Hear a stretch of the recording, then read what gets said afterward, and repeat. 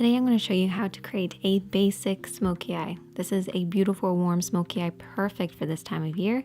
Everyone can try this out. It's very easy, so let's get started. As always, we're going to start off the look with some eyeshadow primer.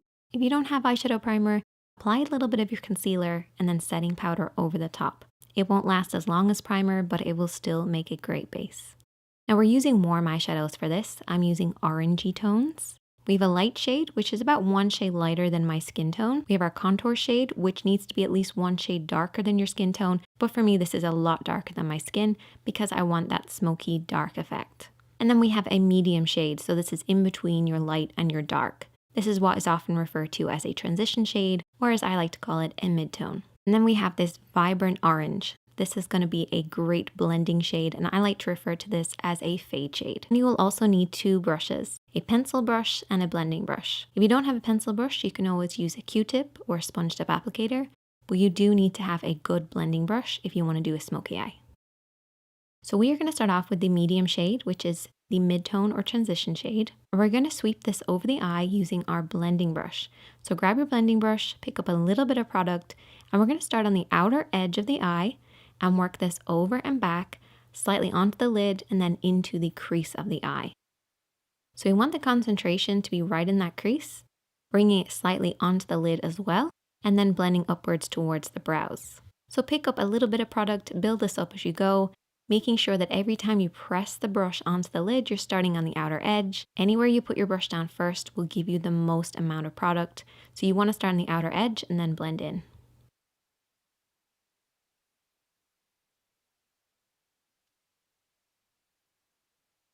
Now I want you to take your brush and I want you to lift your hand slightly higher so you're coming more at the face at a horizontal motion. This will keep your blend nice and low. So the higher your hand, the lower the blend. Also, you want to keep within these blending points. If you haven't seen it already, I did an in-depth video all about eyeshadow, which I will link in the description box and at the top of the screen. But for those of you who have already seen that, this is just a little reminder to keep within your points.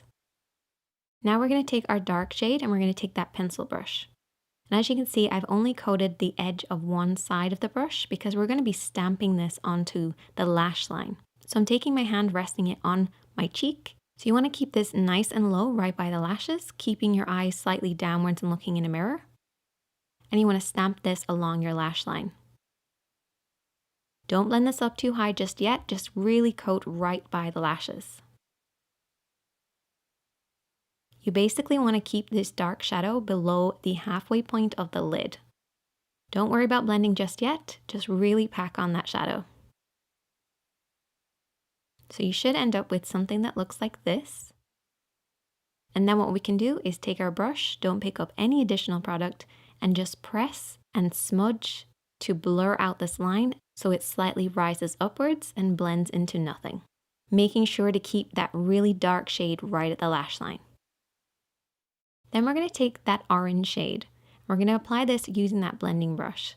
We're sweeping this right where the dark shade meets that mid-tone that we already applied. And what this will do is it will soften out everything and fade everything for you. That's why I like to refer to it as a fade shade.